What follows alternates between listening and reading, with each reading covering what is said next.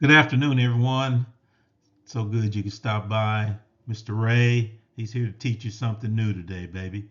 We've been doing real estate for over 20 years, and real estate has been really good for us, but I think we found something that's going to take us to the next level. Now, we all know that the real estate market is struggling right now. If you're a wholesaler, if you're a flipper, all that is being impacted by the interest rates. All right, and so you need to have something that's going to be able to produce some cash flowing opportunities for you, and I found that for you. So here we go. You ready to get into this thing? This is what we call stock option trading. Now, you know what a stock is. It's just basically ownership in a company. Well, stock options is just an opportunity for you to have ownership in the company, but it's at an option. It's not an obligation. So let's get into this thing. So what is a stock option? A stock option is simply a contract that gives you the right, but not the obligation, to buy or sell the stock at a specific price on a specific day. Okay? And so there's three main parts to this. There's a strike price, and that's the locked in price that you're going to agree to. All right? And then you have the premium. That's the price that you're going to pay or receive for executing on that contract. And then you have the expiration date. That's the deadline. You either use it or lose it, baby. You cannot go beyond that. The contract has these three criteria. It's got to have a strike price, the premium paid or received, and the expiration date. So let's back this thing up because you all know, let's use the analogy of buying a house. Okay. Let's say you find a house, it's listed for 300,000. Okay. So you want to buy that house. So you put down a $5,000 deposit to hold that property for 30 days while you get your finances in order, while you have inspections, while you determine whether you really want that property or not. All right. So that $5,000 deposit that you put down, that locks it in. They cannot sell that house to anybody else in that 30-day period. Okay. And so what if the house goes up to $350,000 while you have this contract, this option contract? Well, you still get to buy it for $300,000 because you got a contract, right? Can't sell it to anybody else.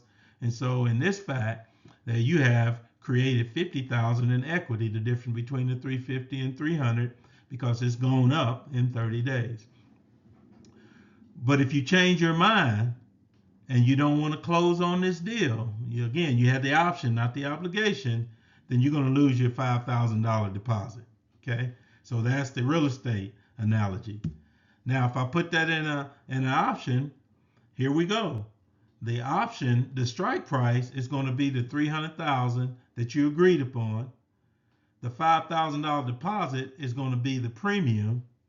The 30-day deadline is the expiration date. And the right to buy is what we call the call option. There you have it, baby, wrapped up in one analogy. So let's flip that though. So you have a call option, which you're buying, and a put option, which you can sell. So let's look at what a put option does. Okay. So what if someone promised to pay you $5,000 if you buy their house for $300,000 if you decided to sell? Okay. So if you were to sell, you buy the house at $300,000 plus you get to keep the $5,000 is paid. If you don't sell, you never have to buy anything at all, and you still get to keep the $5,000. It's like a no-lose situation. So what's the difference between buying and selling options? Okay, let's break it down piece by piece. When you buy an option, you're paying a premium to have the right to buy that stock in the future. When you're selling the option, you actually hold the stock, and you're collecting the premium when you're selling it. When you're buying an option, you need the stock to move. When you're selling an option, you don't really care if it stays flat or not. You're still collecting your premium. When you're buying an option, time works against you. When you're selling an option, time works in your favor. Buying options, high reward, but most of them expire worthless, and I'll show you how in future presentations. When you're selling options, you get a consistent income and it lowers your risk. When you're buying an option, it's kind of like buying a lottery ticket. You never know if you're going to hit or miss. Okay?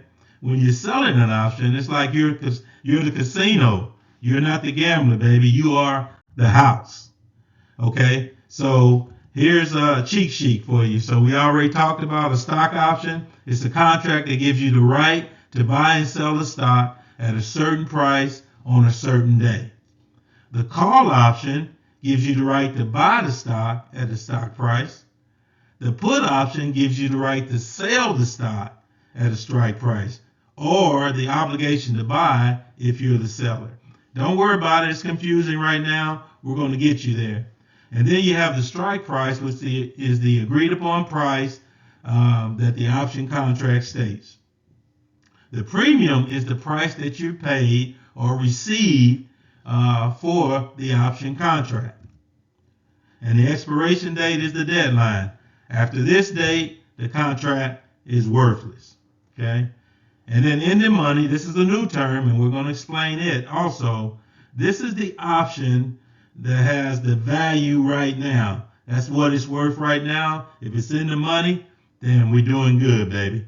So at this point, I just need you to maybe take a screenshot of this, because these are the key terms that we're going to be using throughout our training session. Okay? And in the next episode, episode 2, I'm going to teach you what is the wheel strategy, right? It's going to be, I'm going to show you step by step how it's done, why the strategy favors patience over speed, and who this wheel strategy is for and who it's not for. All right? So if you like what you heard on this video today, subscribe, hit the bell, and share it with someone who needs it. And I'll see you on episode 2.